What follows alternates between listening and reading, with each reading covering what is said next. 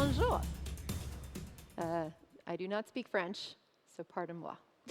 We will do this in English. But I am very excited to be here with you in Paris. Thank you so much for having me. It is my first time speaking in Paris. So I'm very excited to learn more about the French community of technology and hear what you guys are up to. But I'm going to tell you a little bit today about what I have been seeing, what I've been observing with our trends in technology, and specifically with product management. So, as Pierre said, I wrote this book called Escaping the Build Trap about 5 years ago. It came out. I wrote it for 3 years. It was awful. I hated writing, and now I'm going to write another book, but it was awful. So I'm very excited it's out and that people have been reading it. And in the book, I'm explaining about how do you actually build great product organizations. So what is product management? What do we need to do to actually build great product organizations, and how should companies start to operate towards this?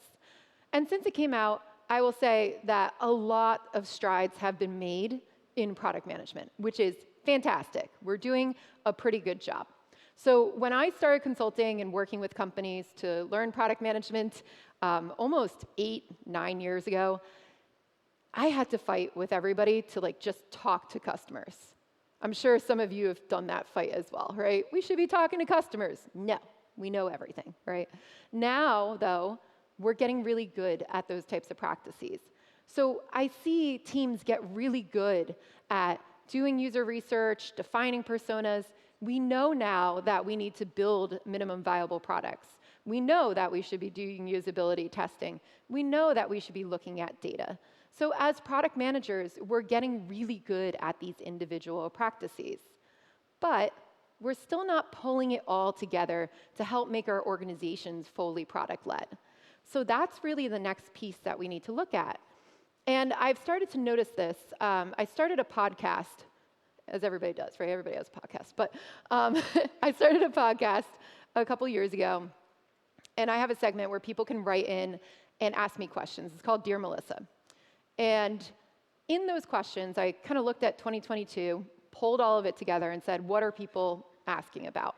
And there's two main questions that people ask. The first one is, how do I scale product management to the rest of my organization? It's like, I know that we need to do MVPs, but sales is not okay with it, right? Customer service doesn't want it. Our CEOs need to be convinced. And that's the second part. How do I actually convince leaders and the rest of the organization to do this?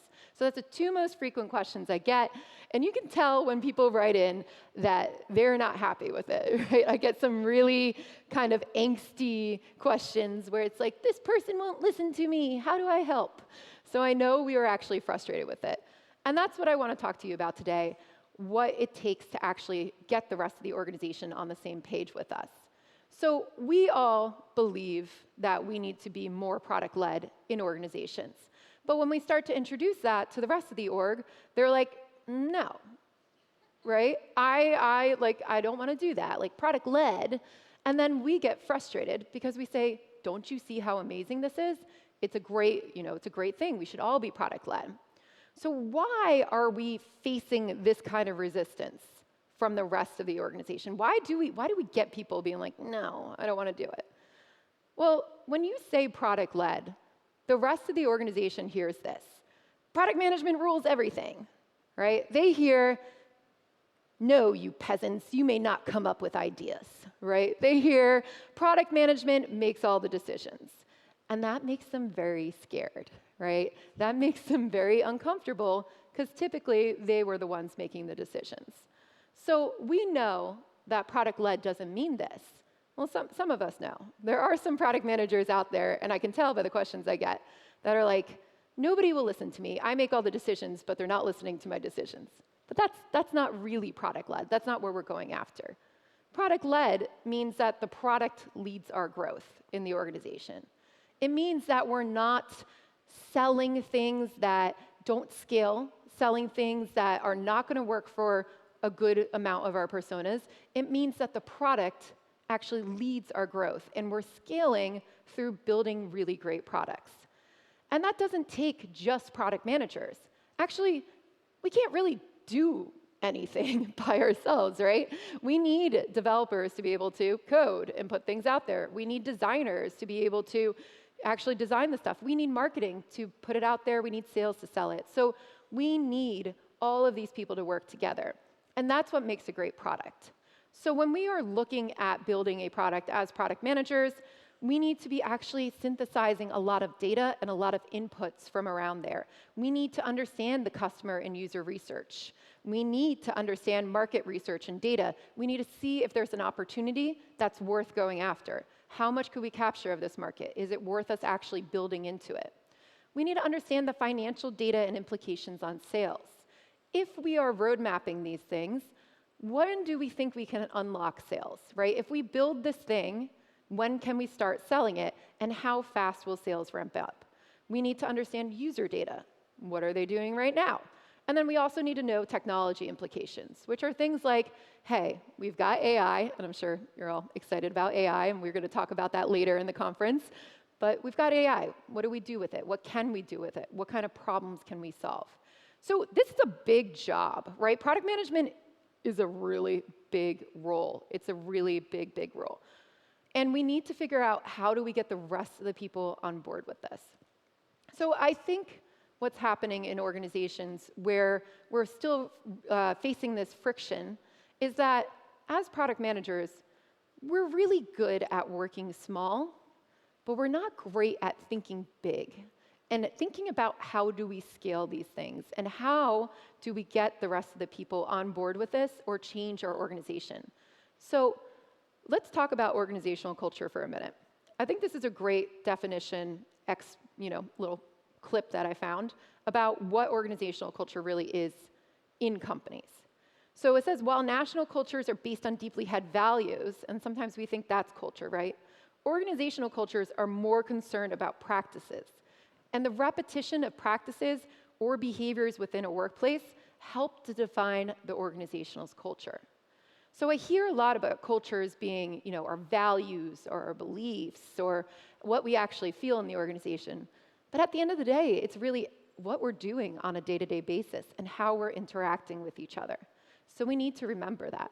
So think about your practices and think about the practices that you're doing inside companies right now, right? What are you doing on a daily basis? A lot of the times, we focus again on these, but these are product management practices. How are we involving sales? How are we involving support? How are we involving everybody else in the organization in our practices? That's what we really need to look at. So what happens in organizations is that we're not working together like a great team. And I like to liken this to a really poorly run kitchen. So let's imagine you're the product manager and you're a sous chef in the kitchen. You should actually be an executive chef, but you're a sous chef in the kitchen and you could do your MVPs. You're great at prototyping. You are fantastic at the user research part. And you got sales over there who knows how to sell things, and they're great at those pieces. You got marketing who can make this great sauce and market everything, do all this branding. If you don't put those together in a great menu, in a great dish, and all those pieces go together, it's gonna taste like crap, right? That's what happens to our products, and this is what happens to our organizations. So this is not how well-run kitchens work, right? This is not a 3-star Michelin restaurant if you're working like that. So we need to figure out how all these individual pieces come together to actually create that meal, right? To create that experience for people. That's what we really need to get towards. And we don't want to be McDonald's. We want to be a 3-star Michelin restaurant, right? That's what we're trying to do with our product. So as product managers, we need to start to take the role of executive chef and figure out how do we orchestrate a great product experience. Now, that sounds great, but how do we get people on board if they're scared, right? We've got all these people over here in sales and marketing and everywhere else. They're going, no, I don't want to do that. The reason why they get scared and the reason why they're experiencing that is for 2 things. One, it's a lack of knowledge. They usually haven't done this before. And if they have done it before, you're usually having a little bit of a better time getting them on your team. But many people have never worked like this before. So they don't know how they fit into your picture. They don't know how they're supposed to work with you. And they don't know how they're supposed to build a product with you. And the second part is lack of control. So when they don't know how to work with you, they're going to feel like they're out of control. And then that's scary, right? So you need to think and empathize with them a little bit, with the people around you, and say, you know what, that would be really scary if I say that we're going product-led and we used to be sales-led, and as a salesperson who makes 50% of my salary on commission, you're now telling me I have no control over the product. Would you be scared if you said 50% of your salary that you take home to your family every year was on the line? Right? That's what's really causing people to get scared about these things. That's what's causing them with the friction. So they just don't know. They don't know what that picture looks like. So we can actually fill in the gaps for them as product people. And to do that, we need to concentrate really on two different things. That first one is product strategy. We need to build a great product strategy to help align the organizations around where we are going. So everybody's on the same page about what we're doing and what we're going after. The second piece, which you may have heard some buzz around, is product operations.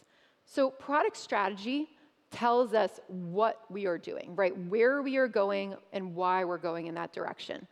Product operations tells us how we're going to get there.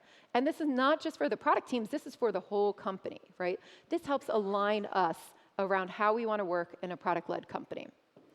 So the first one we really want to start with, though, is product strategy. And product strategy, again, tells us what we're doing, where we want to go. You can think of it as the meal, the menu, the dish of what we're actually looking at if you're working in that restaurant. But it's not just the dish, it's the experience too, right? It's the experience, it's the service, it's all of those things that make dining out fantastic. That's what a product strategy is about, and that's what we need to craft and set for the entire organization. Now, in a lot of places, though, this is missing. So many places. I come in and I work with companies, I look around, and usually what I'm hearing from executives, the CEO will be like, I don't know what's going on, I don't know what people are doing, I've got 5,000 teams out there, what are they doing? And then the teams are all like running around, working so hard, and they're not going anywhere, they're not producing results. So when you come into an organization and you're looking for a lack of strategy, this is almost always the thing, there's actually a couple gaps you can look for in symptoms here. So Stephen Bungay wrote this book called The Art of Action. And it's a great book on strategy if any of you are looking for a book on it. I would highly recommend it. And in this book, he explains that we have outcomes, plans, and actions that help to make up our strategy. But when those things do not exist together, there are some observable gaps that we can see in the way that people behave. So the first one is the knowledge gap. And this is the difference between what our plans are and what our outcomes are.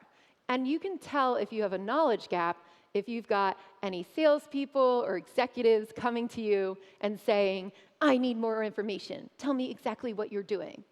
Anybody actually have that experience with people coming over, asking for information all the time, not leaving you alone? And you're like, just leave me alone. Just let me do my thing. It's because of the knowledge gap. They don't know what you're doing. They don't have transparency into it.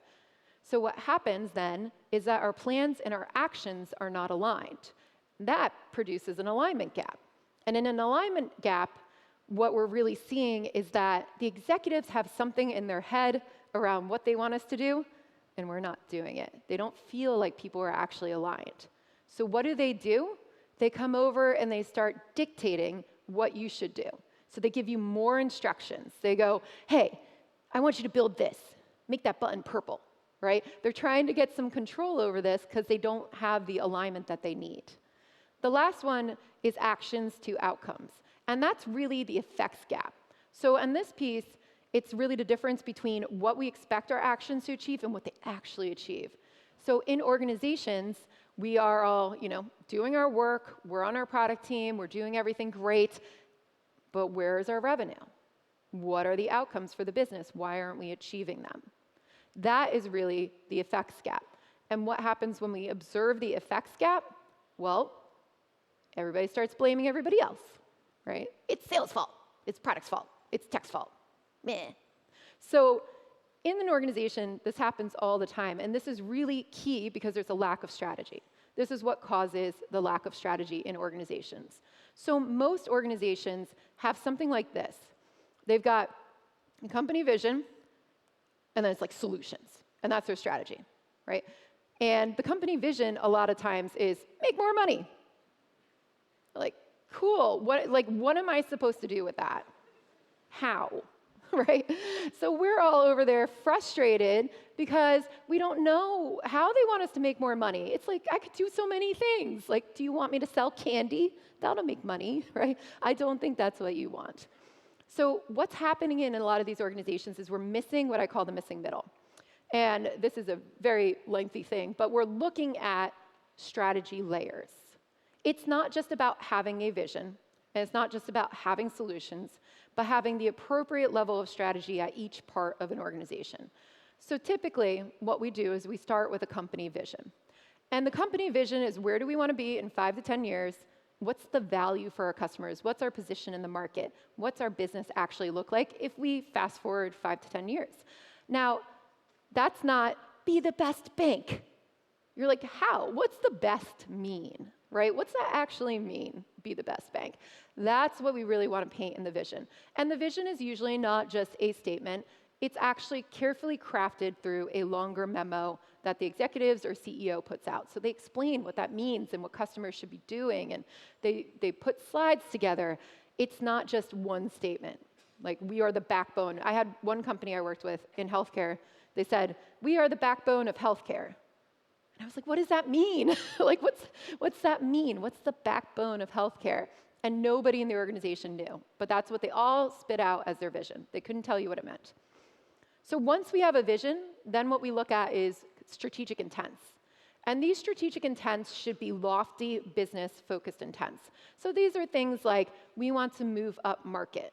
We want to move down market. We want to solve problems for a different type of customer, a different type of persona.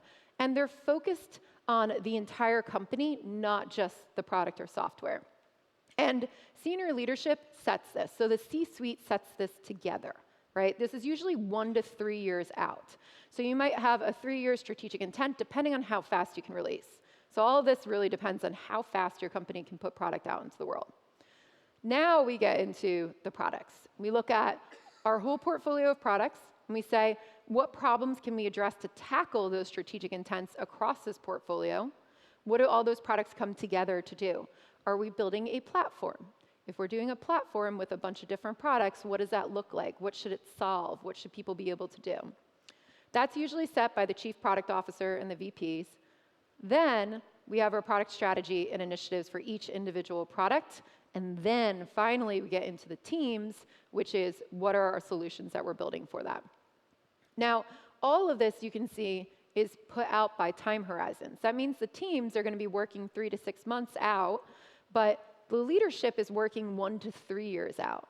And if your leadership is working longer term like that, it doesn't compress the strategy. They're not dictating down to you, build that button, right? That's how we get them to rise up, to get them to focus on the longer term things. Now, this is for a very large organization with many different products. This is not for a company with a single product line. In a single product line, you won't have a portfolio of products. So this scales depending on how big your company is. And for startups, it's not relevant at all. Because if you are a startup without product market fit, you got to experiment your way to figure out what the strategy should be later. So this is for companies that are scaling, right? This is what we really want to look at for scale. So in organizations, the reason we don't operate that way too is because a lot of times the teams are operating like silos, right? So we've got product with their own strategy, marketing with their own strategy, technology with their own strategy. And then sometimes in a lot of organizations, we've got this business piece. And you're like, what's that, right? If you're not in a SaaS company, a lot of times there's the business. And you're like, what does the business do? And if you've been in a financial company that maybe started to transform into a product company, there's some friction there because the business is used to telling the technology and product teams just what to do.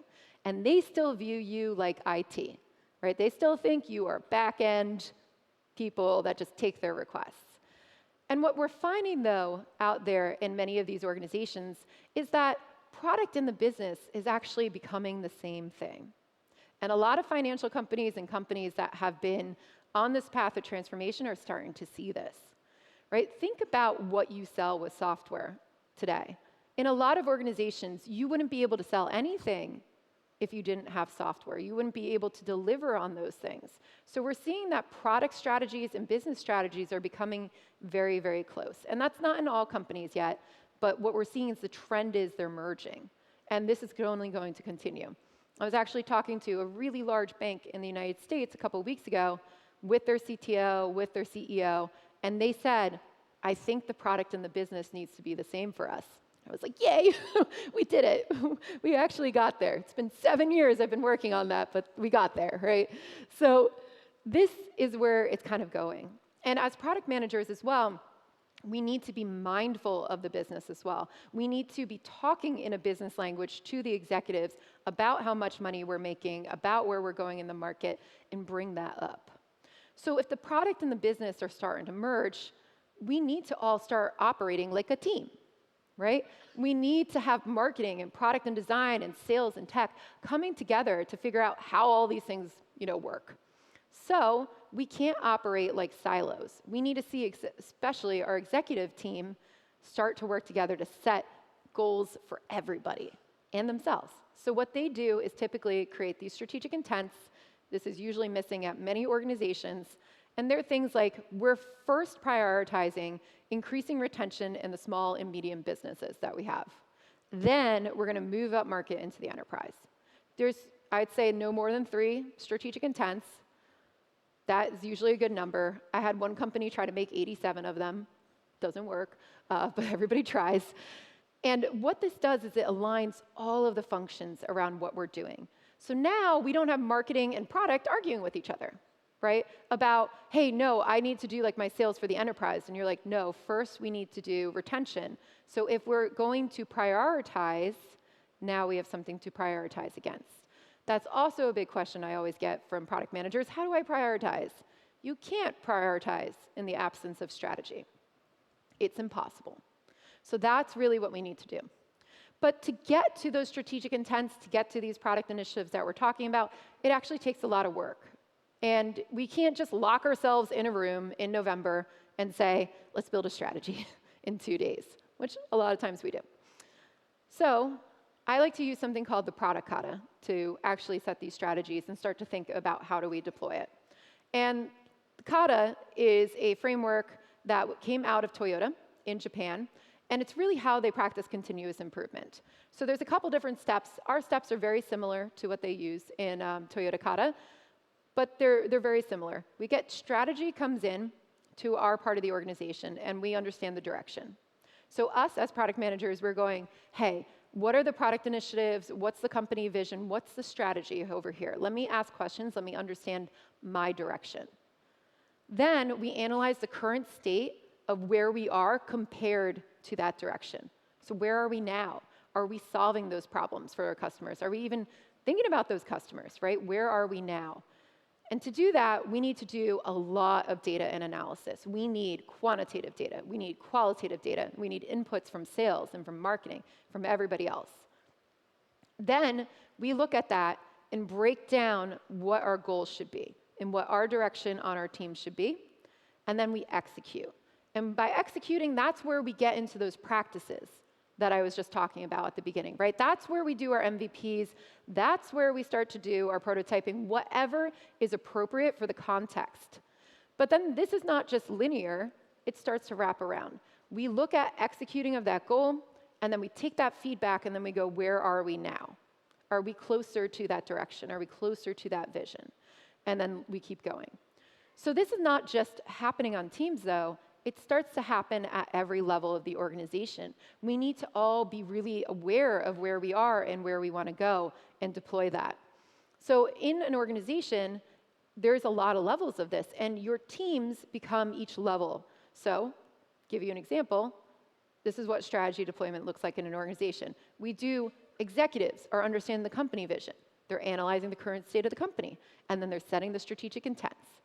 That goes down to the CPOs and the VPs of product, if you have a very large organization. They're doing the same thing. They're looking at the strategic intents, going, where's my product portfolio compared to that now? Are we solving problems for the enterprise? Do I have to introduce a new product in order to do that? Do I have to improve the products we have? And they're analyzing that current state of the strategic intents compared to their product portfolio, and they set the portfolio strategy. That flows down into our teams. So another layer of VPs or directors come in, and they do that for individual products, and then it goes down into teams, and we do that for solutions. Now, we're actually the only people who can execute, though, the product managers on teams. So that's where the execution comes in. And then what we have to do is feed that information back. So we're iterating around that direction to understand where we need to go and what solutions we need to bring.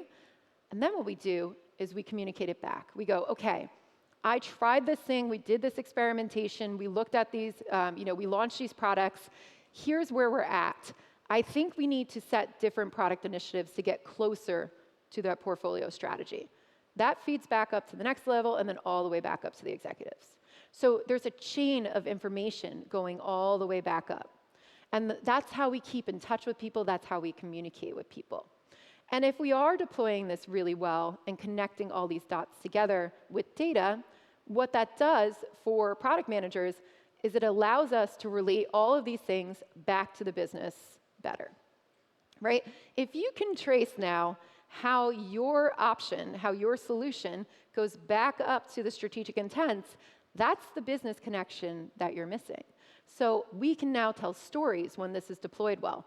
I believe that by building this product, it's going to get us closer to solving this problem for our customers, which in turn is going to allow us to enter the enterprise market. And with this first release, we think we can capture this much of the enterprise market and make this much money. And that's what a lot of us struggle to do, is say, hey, I could be like a back-end team doing a bunch of data stuff. How does that connect over to the higher level stuff, right? How does that connect up to what we're doing as a company? This is how we do it. You need the strategy in order to be able to do those things. So with that, though, we also need to know how to get that data, right? This part is so hard, and it's the part that a lot of companies skip. And in the absence of data, you will start to make things up, right? And that's where you start to get all these product initiatives or solutions that we're building, and you go, why are we doing that? And it's because you didn't have the right data, and somebody made a decision. Somebody said, I guess that works. So this is where we start to really involve the rest of the organization, right? This is where we're really starting to collaborate with them and get them in on here. And that is product operations. So product operations, you can imagine, is like how your kitchen works together, right? It's how all of these pieces kind of come together to build that great menu, to build that great experience. Product operations is fairly new out there, but a lot of companies are doing it, and they're doing it very successfully. So all of these companies, plus a lot more, do product operations today, right? So this is not just one, or two little companies. It applies everywhere. I've seen enterprise do it. Huge banks are doing it. Smaller companies are doing it. And really, you start to need this when you are starting to scale. If you're a startup of 5 people, not yet, right? But if you are starting to scale, you're starting to lose track of what's going on, that's product operations. So let me tell you a little bit about what that looks like. Product operations has 3 different facets in it that we're looking for. The first one we're carving out is getting business and data and insights. So that is basically looking at what do we have in our company that we can pull out and feed into the product teams so they can set that strategy, right? Where are we now? That analyzing the current state. We actually have a lot of this information locked into many of the places in the organization. It's about getting it out. Now we're looking at customer and market insights. In order to make decisions, we need to know what our customers are doing, what they're thinking, and what the market's doing. So that is another piece. So this is not replacing you as a product manager doing customer and market insights. It's helping you do it better. Because I'm sure a lot of you too have been like, it's really hard to line up customers to talk to all the time. That helps fix this, right? It makes it easier for you to get in touch with customers. It makes it easier for you to get the market research you need. It doesn't replace it. It's not doing it for you, it's enabling you.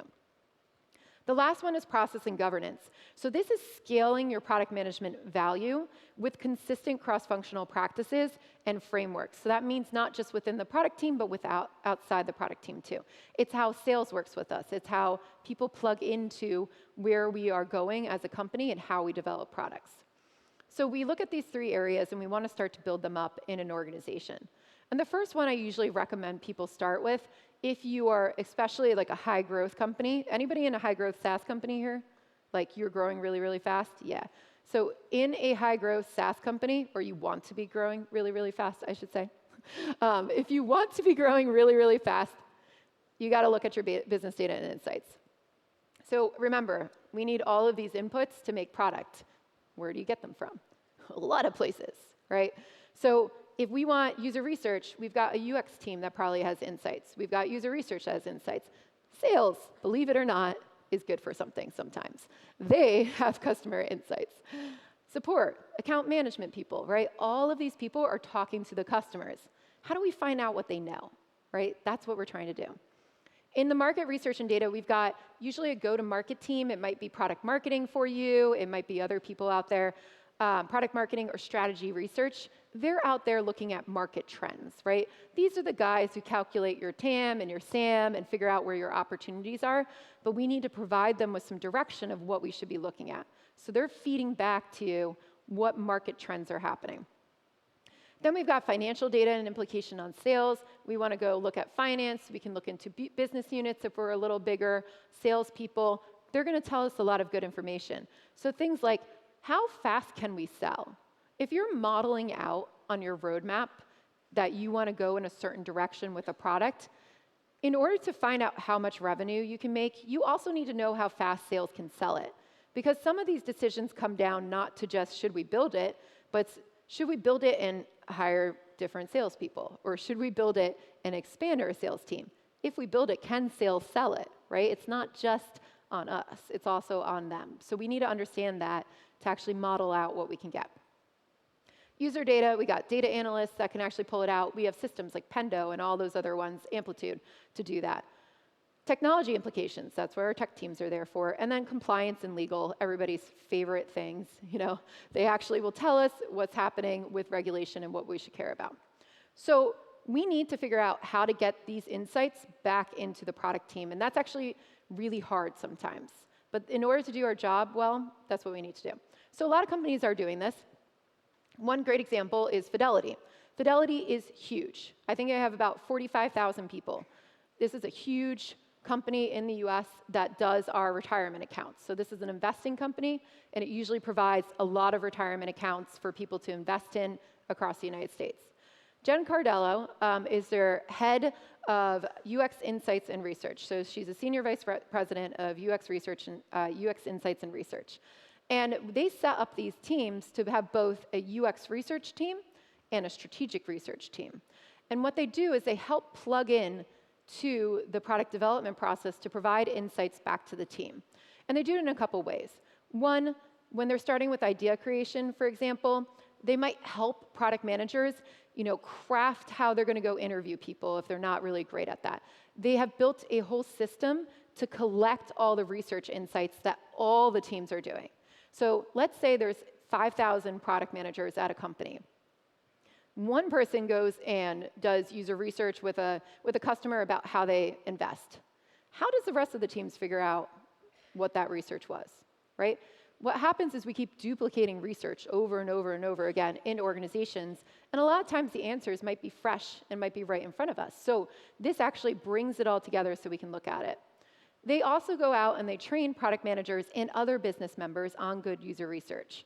So she created a certification program where they go out and they train people who have not done this before, and they teach them how to do user research, and then they built these databases of customers to actually contact for user research. So they send out these surveys, they send out these different things where they can actually say who wants to opt into user research, and they help them get in touch. We also did that when Jen and I worked together at Anthena Health. We built that in that organization as well. So we made it possible for product managers to find the people they wanted to do testing with, to find the people they wanted to do user research with easier. So it wasn't like pulling teeth, and we weren't actually contacting the same people over and over and over again, which we typically do. Strategic research is there to help you calculate TAM, SAM, look at what our solutions are doing with the market research out there, how they're actually solving the problems in the market, and they can help you get down to the numbers to quantify your opportunities. So they're great for feeding that in. So these guys plug in throughout the whole area to help them get more insights. And these teams are really important for product managers to actually get things done. So it's not just people, it's also building the software and the tools to enable you to go out and do better user research. And there's a lot of tools that are coming on the market now that will help you do that. One example is Dovetail. I actually really like Dovetail. It's collecting and making it easier for you to store research across the organizations and then query it and try to find out what people were talking about. So lots of things coming out there. We just need to actually plug it in to help us work. In addition to these types of things, we also need to make sure that we're getting feedback from other departments. And those are things like sales and customer support, all those different ones. So this is how Pendo started with product operations. So Christine was the head of product operations at Pendo. They basically came to her and said, hey, we've got a problem. It's probably not a new problem to you, but sales and product hate each other. Fix it. Very lofty goal. But what she did is she looked into it and started to say, how do we keep our sales team and our product teams aligned? And what was happening was sales was frustrated that product was not talking to them, that they weren't listening to all of the feedback they had. And then product was frustrated because sales kept trying to bust in and define their roadmaps. And they were like, where's the roadmap? Where's the roadmap? Where's the roadmap? So what Christine did was she built the product operations org out so that she could actually keep that line of communication going. So what they would do is they go collect the feedback from sales, and they ended up building a system to actually track it, get it to the right product managers at the right time, and then they created a framework that made it transparent for sales to see how their feedback was being tracked. Are we actually going to do it? Are we not going to do it? Did we experiment around it and actually find something else? And then this dialogue stayed open. They also helped them craft the right level of roadmaps so that sales could actually see what was going on and had the transparency they needed. After doing this for a while, it worked really, really well. Sales and product stopped fighting with each other, and they started to get really good insights from sales, and sales started asking the right questions that product needed to be able to make decisions. So this helped solve a lot of problems. We also went one step further when I was working at Anthena Health, which is a very large healthcare company in Boston. I was helping lead a product management transformation there. We had 5,000 people. This is a $6 billion company. And what we were finding was that sales was overselling the roadmap. Never happens, right? That's not a common thing. So what we did is we found that they did not understand that a prototype was not a done product. So they thought it was out, and it was not. So what we did is we created this framework to talk about how we were releasing things. So we had discovery, experiment, alpha, beta, and generally available. We told them if it's in discovery and experiment mode, we do not know if we're going to release it. Please do not sell it. Please do not sell it. And we said if it's an alpha and beta, there's a good chance we are going to release it, but we are fine-tuning the UX. We are fine-tuning it if it scales, so it's not going to be out probably maybe for another quarter. You may talk about it, but you cannot promise it until we give you the go-ahead. Generally available meant sell everything. It's out there for them. And we aligned this back into the design teams as well, and they would plug in on this on these different levels, just like Jen's team does at Fidelity. We also did it together at Anthena Health as well. So this really helped us, and this made it so that sales was not overselling the roadmap. It actually worked. Once we all spoke the same language and had a defined framework for this, we had better conversations, and we were able to get around that. So this helped. And what it allowed us to do, too, was start to make information more transparent. So it felt like we weren't hiding things. And that helped that knowledge gap that we were talking about with the executives. So you want to put things out there and track things in systems so that executives can evaluate the strategy. So we want to use things like Dragon Boat or a product board or any of the things out there that look for a product management software. Right? That's what we really want to track. We want to be tracking what we're doing as product managers, not just what the teams are doing in stories or technical data. We need to bring it up a level. And we want to look at where our OKRs are going as well. And if we have to review these OKRs to actually make it work well. So as executives and as product managers, we should be monitoring our progress, but we need to do that with a great framework. And that's where our cadences come in. Now, we use agile cadences all the time in organizations, and we talk about that a lot. But agile cadences like this are only this piece of our strategy. We are only reviewing and monitoring this piece. So that's what we do on a daily, weekly basis. And if we want to scale our strategy, we need different meetings. So monthly, we should be getting together and looking at our product roadmaps, which evaluate the options towards a product strategy. Quarterly, we should be looking at our portfolio and our product initiatives and deciding, is it on track? Is it not on track? Bringing that data in. Here, too, we might have an internal product one. We might bring sales in as well and tailor the communication so that they can see what's coming up. And then as executives, we need to be looking at quarterly and yearly reviews as well and evaluating our strategy. And ideally, this gets into a nice flow where in these meetings we say, hey, we're almost done with that strategic intent. What's next? And we're not just waiting until November to figure it out, right? It could be March. We might hit our strategic intent, our goal in March, and we say, let's add the next one. Let's think about what's next. So this is something that product operations does as well. They design these meetings, they invite the right people, and they make sure that they're being held. They also can help you standardize templates that are helpful. So things like strategy memos, OKR reporting, go-to-market docs, roadmaps, things that touch not just product management, but the rest of the organization. You need to have a consistent way to communicate that. And what that does as well is it helps onboard product managers. It helps you all get on the same page. You're not using 18,000 templates, and that can help you work a lot more consistently and provide transparency for the rest of the organization. So we really need to focus on those things as well. So if you put all of these things together with product operations, you get better communication and collaboration. You get better strategies and business outcomes, and now we can track them. We know how it's laddering up. We can actually see the data coming in.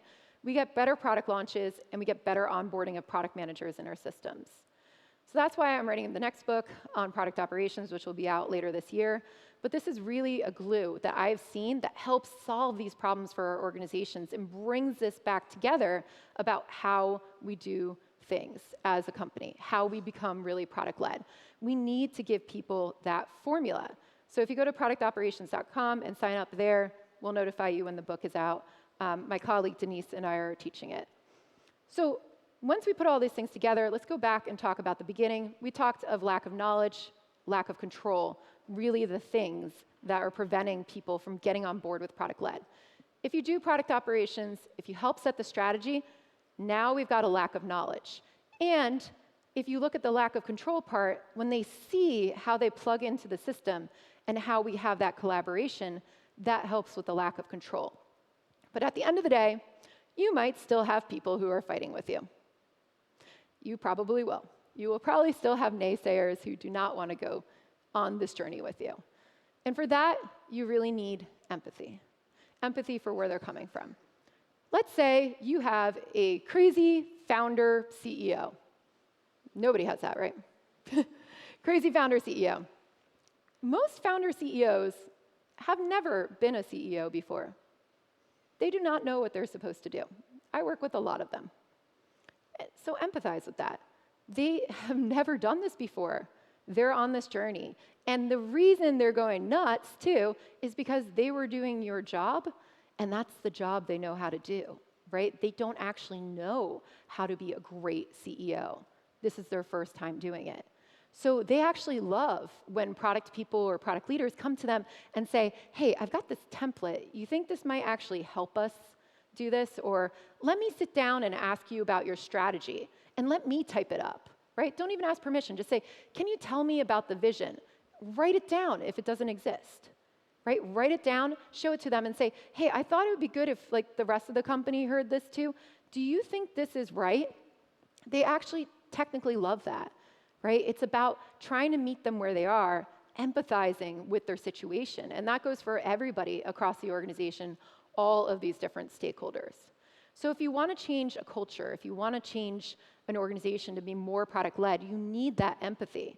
And then you have to ask yourself, too, what are your practices and behaviors, right? What are you doing as a product manager? Are you involving sales? Or are you telling sales, no, don't talk to me, I own the product, right? Are you talking to people about the strategy and the vision, or are you waiting for them to just communicate it to you, right? How are you collaborating with people? Because if you want to change an organization, you have to change their practices and behaviors. And it starts with you. So you are the executive chef, and you have to go out there and start to create that menu and create that dynamic for all of us to start working well together. So thank you very much for listening to this. If you do want my slides from this presentation, you can go to productslabs.com/beyond, and then you can download them there. And if any of you are heads of product and want to learn how to be better executives, I have CPO Accelerator for that, where we train a bunch of product executives. And I have Product Institute for product managers who are just learning this too. So thank you very much for having me, and I will see you all.